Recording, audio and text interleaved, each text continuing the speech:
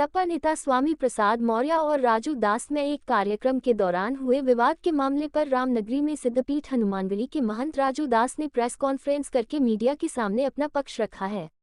उन्होंने कहा कि स्वामी प्रसाद मौर्य सनातन संस्कृति, संत और भगवा रामचरितमानस को गाली दे रहे हैं। यह निंदनीय है, धर्म को अपमानित करने का काम कर रहे हैं। लखनऊ में आयोजित एक कार्यक्रम में मेरे पहुंचते ही स्वामी प्रसाद मौर्य ने कहा, भगवा आतंकी आ गया। स्वामी प्रसाद ने कहा, सनातनी समाज में विष घोलने का काम करते हैं, पकड़ो और मारो राजू दास को, हत्या कर दो। इस दौरान राजू दास ने बड़ा बयान दिया, स्वामी प्रसाद मौर्य के पीछे आतंकी फंडिंग काम कर रही है। स्वामी प्रसाद मौर्य ने लगाया है आरोप, तलवार और त्रिशूल को लेकर स्वामी प्रसाद पर हमला किया गया है। वीडियो है वायरल, साफ दिख रहा है कौन किससे कर अभद्रता रहा है। उन्होंने कहा कि स्वामी प्रसाद मौर्य के खिलाफ आज एफआईआर दर्ज कराऊंगा और मुख्यमंत्री से मुलाकात कर निवेदन करेंगे। रामचरितमानस जलाने के बाद मंच से लगातार स्वामी गाली दे रहा है। मुख्यमंत्री से मांग करेंगे, ऐसे व्यक्ति को खुलेआम बाहर घूमने देना उचित नहीं है। इन पर सख्त कार्रवाई होनी चाहिए। राजू दास की व्यक्तिगत लड़ाई नहीं, 100 करोड़ हिंदू जनमानस की लड़ाई है।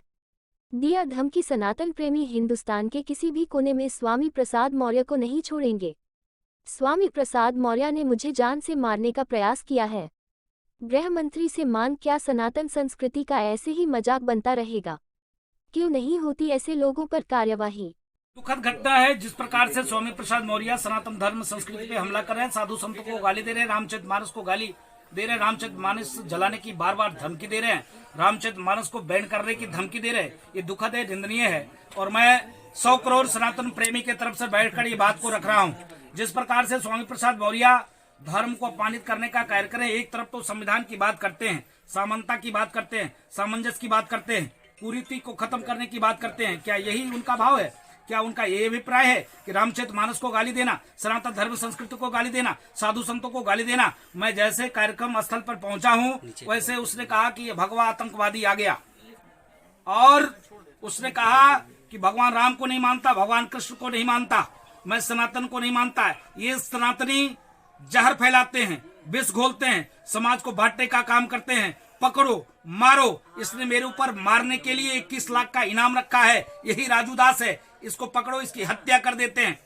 ये स्वामी प्रसाद मौर्य ने कहा है।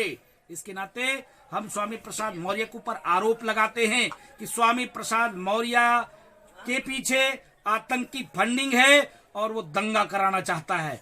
हिंदू एफआईआर दर्ज कराएंगे क्योंकि उन्होंने गलत जो है एप्लीकेशन दिया है। उन्होंने कहा कि तलवार और त्रिशूल लेकर हमने स्वामी प्रसाद मौर्य के ऊपर हमला किए। आप प्रत्यक्ष प्रमाण है और हम आज उनके खिलाफ एफआईआर दर्ज कराएंगे। महाराज, क्या मुख्यमंत्री जी से भी मुलाकात करके कुछ वार्ता की शिकायत होगी? नहीं, मुख्यमंत्री जी से मिलकर निवेदन यह करेंगे कि जिस प्रकार से ये तो होता है कि हम किसी मजहब का अपमान नहीं करेंगे, किसी संस्कृति का अपमान नहीं करेंगे। भारत देश है, यह देश संविधान से चलता है। स्वामी प्रसाद मौर्य के पागलपन से यह देश नहीं चलेगा, स्वामी प्रसाद मौर्य के मनगढ़ंत कहानी से यह देश नहीं चलेगा। यह देश संविधान से चलेगा। यह सनातन संस्कृति भगवान राम की जो है आस्था में बसती है। भगवान राम हमारे आदर्श हैं। भगवान राम हिंदुस्तान के कण कण में उनकी व्यापकता है। रामचरितमानस जन जन के भाव में बसा हुआ है, हर घर में रामचरितमानस है। ये दुखद है, निंदनीय है रामचरितमानस जलाए जाना, उसके बाद रोज मंच से गाली देना कि हम रामचरितमानस को जलवाएंगे भी, रामचरितमानस को प्रतिबंधित भी करेंगे। इस चीज को लेकर माननीय मुख्यमंत्री जी से बात करेंगे कि ऐसे जहरीले नाग को बाहर घूमने देना ये अच्छी बात नहीं है। इसके खिलाफ कार्रवाई सख्त से सख्त होनी चाहिए। और ये कोई राजू दास की लड़ाई नहीं है। राजू दास सांसद विधायक का टिकट मांगने के लिए स्वामी प्रसाद मौर्य से नहीं लड़ रहे हैं। राजू दास जिसने रामचरितमानस को अपमानित किया है, जिसने साधु संतों को गाली दिया है, जिसने कहा है कि रामचरितमानस। यूपी बोर्ड की नकल विहीन परीक्षा शुरू हो गई है। अयोध्या में कुल 133 केंद्र पर परीक्षा चल रही है, जिसको लेकर डीएम नीतीश कुमार ने विभिन्न परीक्षा केंद्रों का आकस्मिक निरीक्षण किया। इस दौरान उन्होंने बताया कि 133 परीक्षा केंद्रों पर सुचितापूर्ण ढंग से हाई स्कूल एवं इंटरमीडिएट की परीक्षा चल रही है। सभी परीक्षा केंद्रों के प्रत्येक कक्ष में सीसीटीवी के माध्यम से भी नजर रखी जा रही है। इस दौरान राजकीय इंटर कॉलेज में सीसीटीवी कंट्रोल रूम से सभी परीक्षा केंद्रों के प्रत्येक कक्ष में संचालित परीक्षा पर नजर रखी जा रही है। हर प्रत्येक परीक्षा केंद्र पर स्टैटिक मजिस्ट्रेट तैनात किए गए हैं। इसी के साथ जनपद के समस्त परीक्षा केंद्रों को सेक्टर एवं जोन में विभाजित कर सेक्टर एवं जोनल मजिस्ट्रेट भी नियुक्त किए गए हैं।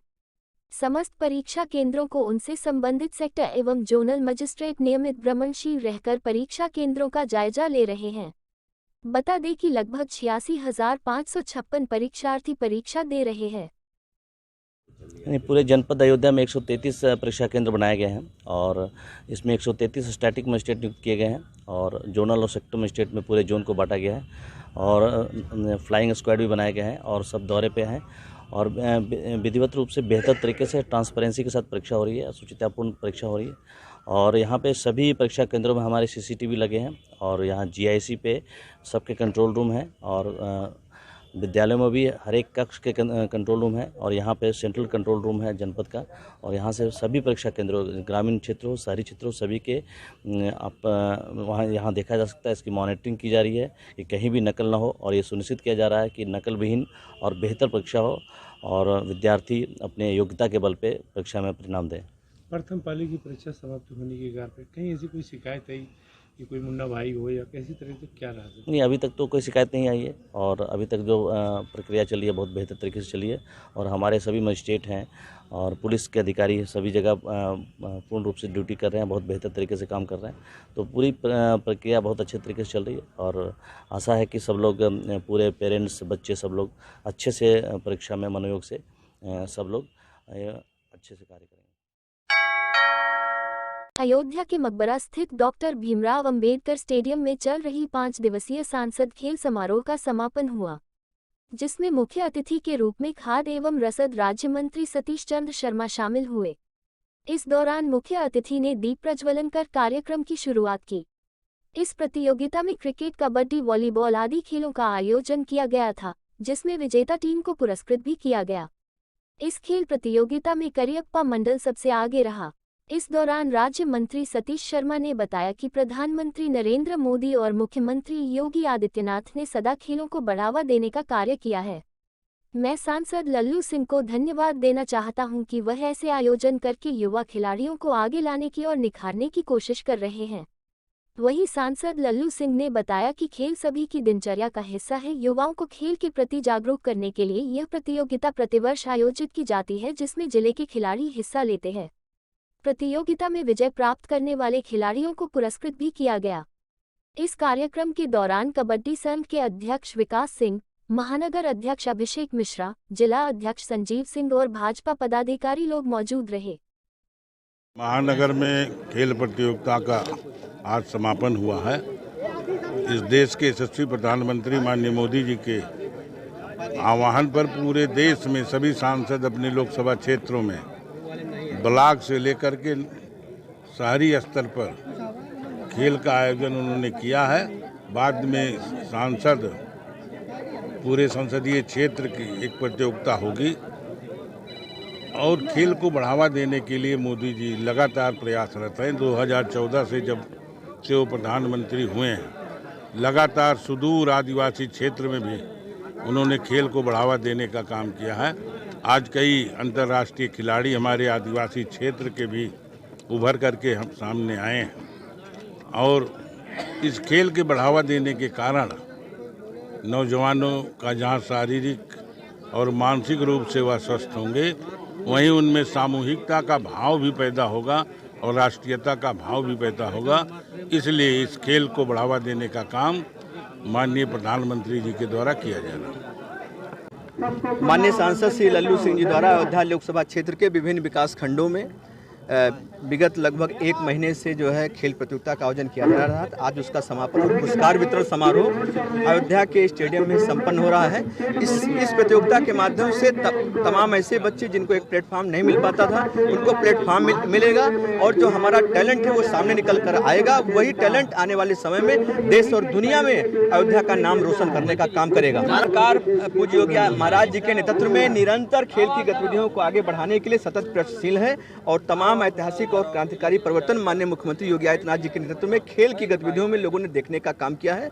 आज माननीय मुख्यमंत्री के नेतृत्व में हर ग्राम पंचायत स्तर पर, न्याय पंचायत स्तर पर और ब्लॉक और जिले मुख्यालयों पर स्टेडियम का बड़ी संख्या में निर्माण हो रहा है और इसके साथ खेल की जो गतिविधियों को कैसे बढ़ावा मिले, हर क्षेत्र में खेल की गतिविधियाँ कैसे बढ़ावा मिले। और माननीय मुख्यमंत्री जी के नेतृत्व में अभी जो हमारा खेल यूनिवर्सिटी का भी माननीय प्रधानमंत्री जी द्वारा जो है शिलान्यास किया गया था। आने वाले समय में जो बड़े स्तर पर जो ओलंपिक से लेकर राष्ट्रीय स्तर सभी प्रतियोगिताओं में उत्तर प्रदेश की एक नई पहचान प्राप्त करेगी।